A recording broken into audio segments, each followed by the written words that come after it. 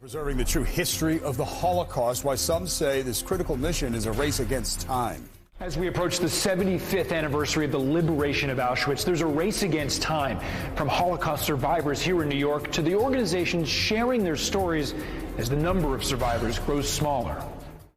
This coming Monday marks the 75th anniversary of the liberation of Auschwitz, and there's an urgency to preserve the history of the Holocaust with a look to the future. And it's especially critical as we see a recent spike in anti-Semitic violence in America and Europe. News 4's Adam Cooperstein has the story.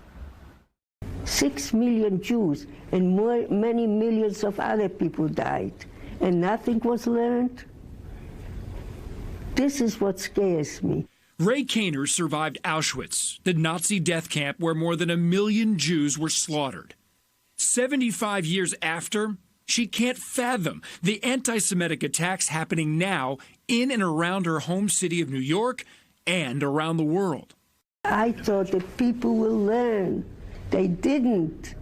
Ray is 93. Even those who escaped the Holocaust as children are now in their 80s. That's me when I was 1 year old. And as the number of living survivors dwindles, the urgency to preserve the past grows. It's the denial that is so hard to take. People deny that it happened. You take it personally? Yes, I do. We are in a race against time. Fred Wasserman is leading a new push by the U.S. Holocaust Memorial Museum to collect artifacts here in New York before the last generation of survivors is gone. All these documents relate to that.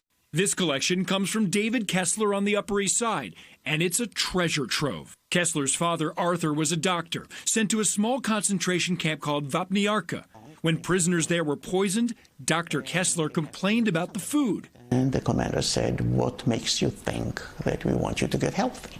So Dr. Kessler treated the sick prisoners, and they rewarded him with gifts, bracelets, medallions, whatever they could cobble together in the camp, like this shoehorn. Barbed wire engraved on it. One of the gifts donated to the museum, a miniature book, just 1 inch wide, but filled with sketches that tell the prisoners' first-hand stories of sickness. The fact that these prisoners who were being poisoned, had the wherewithal to make gifts for the doctor who saved their lives, it's the essence of humanity.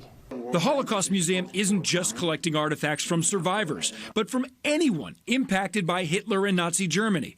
The belief is that these personal items humanize the horrors of the past in the face of a rising tide of anti-Semitism. In fact, it's the reason David Kessler donated his father's artifacts after reading this passage from his Holocaust manuscript. Every survivor's voice is precious, provides a memorial, a reminder and a warning of the thin veneer of what we call civilization. It's so true. There are an estimated 35,000 survivors still alive in the New York area, but that number was significantly larger just a few years ago, and that's a reality that's impacted my own family.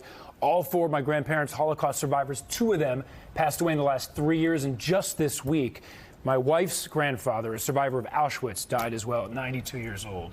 And that's why what the museum is doing is essential to preserve the history, to preserve the artifacts, and then educate people once all the survivors, unfortunately, are no longer with us. Yeah. Adam, we are so sorry for your family's loss, but as you said, it highlights the need to preserve their stories and our history. Yep, and for generations to come. Yeah. So haunting, the first soundbite you had, if the world hasn't learned its lesson yet. And Isn't that wild? No. Okay. Adam, thank you. Thank you.